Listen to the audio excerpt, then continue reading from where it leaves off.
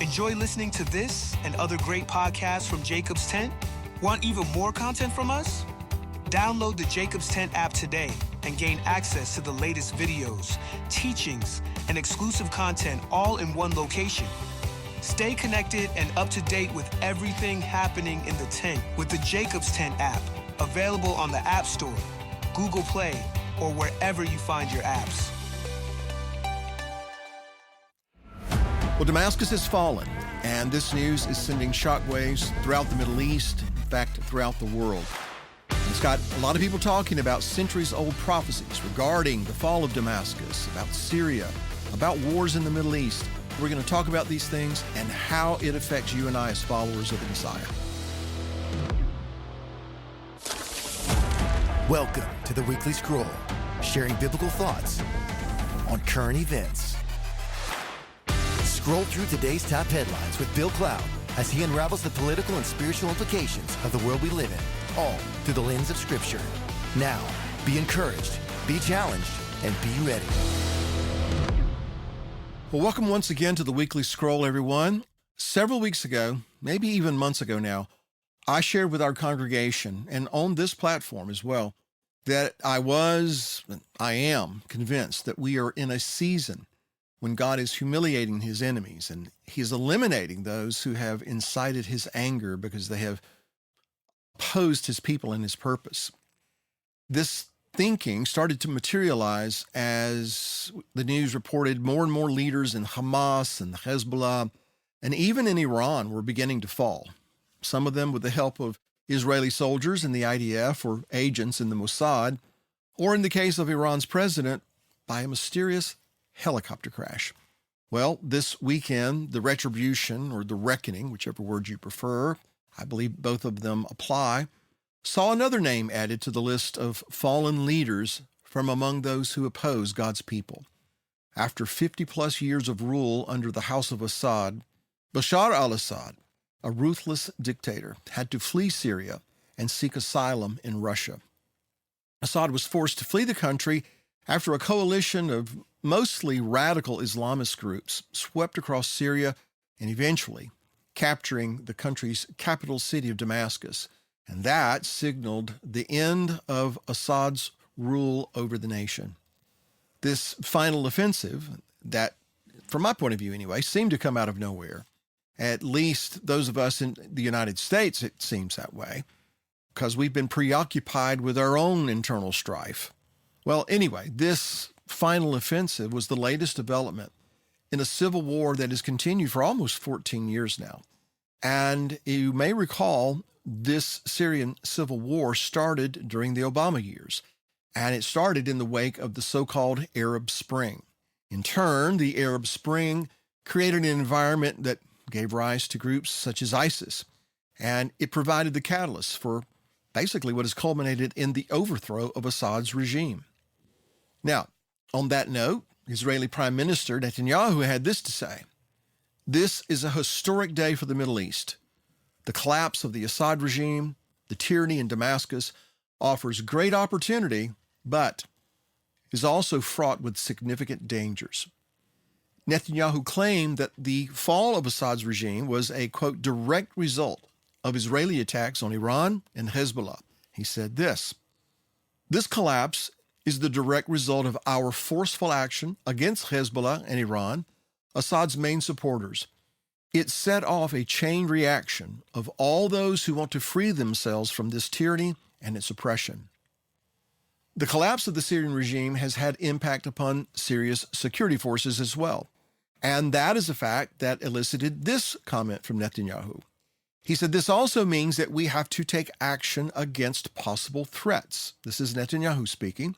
One of them is the collapse of the separation of forces agreement from 1974 between Israel and Syria. And he went on to say that this agreement held for 50 years, but last night it collapsed. The Syrian army abandoned its positions. So we gave the Israeli army the order to take over these positions to ensure that no hostile force embeds itself right next to the border of Israel. This is a temporary defensive position until a suitable arrangement is found. In short, IDF paratroopers and heavily armed tanks took up positions that had been abandoned by the Syrian army near the border with Israel, which includes the Syrian side of Mount Hermon, a fact that I find very interesting. Now, the IDF said that this deployment was meant to, quote, proactively ensure the defense of Golan and the instability in Syria. This particular move comes as both the United States and Israel struck multiple targets inside Syria, including ISIS strongholds and chemical weapons plants. Now, you may recall that Assad used these chemical weapons on his own civilians when former President Barack Obama was in office. The United States and Israel are said to be taking these steps to ensure that those weapons do not fall into the hands of the Islamist extremists now in control of Syria. And for just a moment, we want to talk about these people. About 6 months ago, the opposition groups in Syria communicated to Turkey their plans for a major offensive against the Syrian army. And apparently, these insurgents felt that they had received some sort of approval from Turkey, and so then they moved to implement this plan. And so then, just 2 weeks ago, they seized Syria's second city, Aleppo, and took almost everyone by surprise. And then, in just a little more than a week following that, they reached Damascus. And on this past Sunday, they put an end to 5 decades of Assad family rule. Now, as for Bashar al-Assad, his army was demoralized. They were exhausted. His main allies, Iran and Hezbollah, had been severely weakened by the conflict with Israel. And his other main military supporter, Russia, has been distracted, you might say, by its own conflict with Ukraine. It was as if all of this were the result of the perfect storm. And if it was a perfect storm, we certainly know who arranges those. Now, as far as the insurgents themselves, the most notable of them is a man called Abu Muhammad al-Golani. That's what he goes by. But his real name is Ahmad al-Shara'a. And though he has recently renounced his association, Golani has longtime connections to al-Qaeda. This man and his fellow revolutionaries now control Damascus, and it would seem, to some degree anyway, the fate of Syria. To say the least, how this turns out is uncertain. Syria is home to multiple ethnic and religious communities, and those communities are often pitted against one another. There are a lot of people who fear that Sunni Islamist extremists will take over. Turkey, an increasing belligerent nation as far as Israel is concerned, they have their own interest in this particular matter. The current uncertainty provoked one military intelligence analyst, Rebecca Koffler, to offer this assessment. Quote, "Who will fill the void? The rebels aren't good people. They're the same extremists we've seen before." Now, while they may appear on Western media wearing a green t-shirt, she says, and giving polished interviews, the reality is different. Removing one dictator often leads to even worse outcomes, as we saw in Libya and in Iraq. As a matter of fact, al-Golani is currently, right now, labeled a terrorist by the United States. His ties to al-Qaeda reach back to 2003.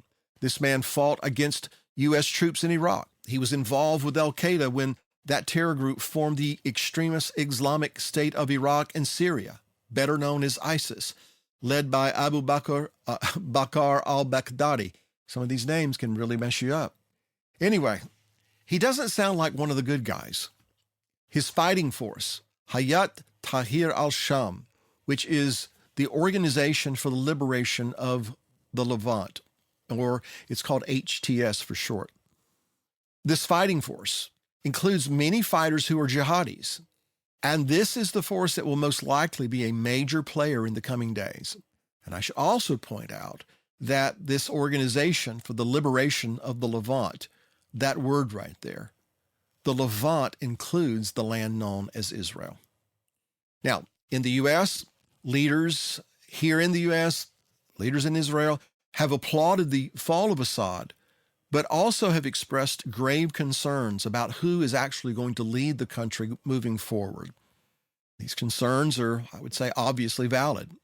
Just as an example of the uncertainty, this past Saturday, the IDF assisted UN forces in resisting an insurgent attack against a UN post in the Hadar area of Syria. So there's a lot of things going on, a lot of things that are just unstable right now. Still, President Biden had this to say, quote, "At long last, the Assad regime has fallen. The fall of this regime is a fundamental act of justice. It is a moment of historic opportunity for the long-suffering people of Syria to build a better future for their country. It is also a moment of risk and uncertainty." President-elect Donald Trump had this to say on social media, "Assad is gone. He has fled his country. His protector, Russia, was not interested in protecting him any longer. They lost all interest in Syria because of Ukraine, where close to 600,000 Russian soldiers lay wounded or dead." And then Trump went on to say, "Syria is a mess, but is not our friend, and the United States should have nothing to do with it. This is not our fight. Let it play out. Do not get involved." However, the United States Central Command, CENTCOM, said forces had conducted dozens of airstrikes on Islamic State targets in central Syria, went on to say that these strikes were aimed to ensure that the Islamic State does not take advantage of the current situation in Syria. To say the least, these developments have created shockwaves throughout the region and throughout the world. And after so many decades of involvement, not to mention vast amounts of money, Russia and Iran are now scrambling to manage the fallout. The implications for these two nations, as well as others in the region, are profound, and I believe personally that they have prophetic implications. In other words, retaining a foothold in the Middle East has always been a cornerstone of Moscow's strategy. There are currently Russian air and naval bases that serve as vital assets, but with Assad now gone, those Syrian-based assets are at risk. At least in the short term, this development represents a strategic defeat for Russia, perhaps costing them anyway, critical bases in the Middle East, even as they are stretched and their military resources are far-flung in this ongoing war with Ukraine. In a nutshell, this particular incident, coupled with the inability to conclude the matter with Ukraine in a conclusive way, has made Russia look weak. Some analysts even speculate that with Assad's overthrow, Trump may have newfound leverage over Putin, which then might open a path for Trump to negotiate the end of the war in Ukraine. Well, we'll have to wait and see what happens. But I would also contribute this thought. The embarrassment that Russia is now having to endure, the loss of influence that they're having to suffer within the Middle East, not to mention appearing weak in contrast to the United States, might, and I want to underscore might, cause Putin to double down on his resolve to be relevant in the world, and specifically in the Middle East. This embarrassment might be the very thing that leads to something the Bible reveals about a leader of the land called Magog. And it says in verse 10 of Ezekiel 38, "Thoughts will arise in your mind, and you will make an evil plan." The other loser in this situation, a nation who will also figure prominently in the prophecy of Ezekiel 38 and 9, is Iran. Syria was a crucial link in Tehran's axis of resistance, connecting Iran to Hezbollah in Lebanon, thus enabling the smuggling of weapons throughout the region. The ring of fire that had been established around Israel is crumbling before our eyes. And the fall of Assad, it's a big exclamation point on the statement that, at least as far as I believe, that God is making in the earth right now. Again, the elimination of Hamas's top leaders, the decimation of Hamas's ability to terrorize was just the start of this. And then it was followed by the weakening of Hezbollah at the hands of the IDF, and that further amplified Assad's vulnerability. It basically left him without any critical support. You see, Hezbollah has been an important force assisting Assad's army during this 14-year civil war. But after they incurred heavy losses, Hezbollah could no longer provide adequate support. And for all of their bravado, Iran sent no additional troops to support Assad. Actually, it's being reported that a majority of Iranians are celebrating Assad's downfall. Many Iranians see the constant support of Assad as depleting the Iranian people's wealth. And so then, with Assad gone, there's hope in the nation that Iran's negative influence in the region will weaken.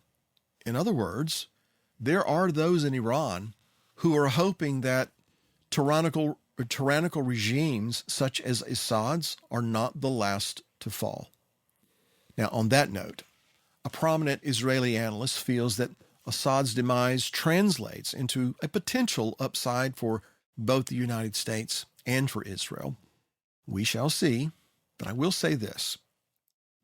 The Bible seems, and I want to emphasize that word, seems, to describe a time before the Messiah's return and before the climactic battles that spell the end of the age, when the people of Israel are dwelling in peace. Perhaps it's in part because their enemy to the north, Syria, is, these are my words, neutralized. Isaiah 17 says, "Behold, Damascus will cease from being a city, and it will be a ruinous heap. The cities of Aurora are forsaken." Many years ago, I would even say decades now, I felt this particular prophecy about the destruction of Damascus would be fulfilled during a time of war, and a war I assumed would be fought between the Syrians and Israel and maybe other regional powers. However, when the Syrian civil war got into full swing many years ago, and seeing block after city block of Damascus being reduced to rubble, I began to wonder if the city might not be destroyed from within. So now with these recent developments, I can see how either of these scenarios, I mean, a war that breaks out or just a ruination from within, or maybe a combination of both, I can see how both of those scenarios could result in what is being described in Isaiah 17. I would also point out that there will be cities, and that word is plural as you see it in the text, cities of Aurora that will be destroyed or be affected at the very least. And Aurora is a region that is located in present-day Jordan, but was once in the region deeded to the tribe of Gad in the area known as Gilead. And so my point is, along with Damascus, whatever happens in Damascus and to Damascus to fulfill this prophecy is apparently going to spill over and affect other cities, towns, regions in the area. And this particular one that's mentioned happens to be in present-day Jordan. And so the point is this. If Damascus to the north is eradicated, and that also affects, from Israel's point of view, threats to the east in present-day Jordan, and given the fact that Ezekiel 35, 36, and 37 describe a decisive war with Edom, who a lot of people believe, myself included, is alluding to the so-called Palestinians, then we may be on the verge of something incredible, not to mention extremely prophetic. I'll be the first to say that just when we think we've gotten it all figured out, prophetically speaking, something changes that we didn't see coming, like this capture of Damascus by these insurgents. But even though we don't see these things coming, when we see these things take place, then we realize that it was written, all that it has always been written in the scripture. It's just maybe we didn't notice it. And it's on that note that I want to return to the notion that there might be a small window of time before Messiah returns, before these apocalyptic battles take place, when Israel dwells in relative peace. Now, when they say peace and safety, then sudden destruction comes. It might even be that this space of time when Israel has peace is the very thing that puts a hook in the jaw in the Confederation of Nations who swoop down on the mountains of Israel like a cloud. Nations like Persia, which is Iran, Ethiopia, Libya, Gomer, and the house of Togarmah from the north, who many believe to be Turkey. The prophecy in Ezekiel says that this army is going to come into the land of those brought back from the sword and gathered from many people on the mountains of Israel, which had long been desolate, and now all of them dwell safely. It goes on to say that the invaders will say, I will go up against the land of unwalled villages. I will go to a peaceful people who dwell safely, all of them dwelling without walls, having neither bars nor gates, to stretch out your hand against the waste places that are again inhabited. So more than once, this prophecy mentions a region that had been regarded as the waste places or being desolate. And I consider that to be interesting language because that is exactly how the ancient heights, an area claimed by God's enemies, namely Edom, and they claim it as their possession. That's how these ancient heights are described in Ezekiel 36. The inference, in other words, is those who made such claims in Ezekiel 36 that these ancient heights are ours no longer have possession of those ancient heights. Now add this to the fact that the fallen armies of God in Ezekiel 38 and 9 will be buried in Israel. The Bible is quite clear on that matter. However, the particular place where they are buried in Israel is currently in the country of Jordan. A point? No one knows exactly what to expect, but it could be that we are at the threshold of something monumental. Now, I want to point out one other thing. When all these nations gathered together to come against the land of Israel, here's what God says to Gog. On that day, when my people Israel dwells safely, will you not know it? More than once, the prophecy says that Israel is dwelling in safety. They're at peace. That's what point I was trying to make here. But we also see that there are nations who do not like the fact that Israel is dwelling safely in the land. And obviously, they intend to rectify the situation to better suit their agenda. And when they do invade the land of Israel, one particular nation is curiously and conspicuously missing from the list: Syria. That's odd, don't you think? Why aren't they mentioned? Maybe it's because when this occurs, Syria is essentially non-existent. I don't mean that to say that there are no more Syrians, just to say, or maybe to suggest, that the land of Syria is divided into different factions with no effective government or military, which is a potential outcome of what we see going on right now. Now, let's consider this. If Israel has anything to do with Damascus being destroyed, with cities in Jordan being affected by this, the heights that are claimed by some called Edom are no longer in their hands, but are in the hands of Israel. And all these things are creating this big upheaval in Syria and Jordan and the so-called West Bank. If Israel's got anything to do with that, then the nations who seek Israel's destruction, aided by those who have always wanted to be a force to be reckoned with in the world and in the Middle East, then all those nations will have a reason, their reason, to strike at the tiny land of Israel. Again, we can't be certain of just how things turn out, but one thing I am certain of: I can hear the footsteps of the Messiah getting closer and closer. Thanks for listening to this week's podcast. Don't forget to subscribe to get the latest updates from Bill, and check out other podcasts available from Jacob's Tent. And join us next week on The Weekly Scroll.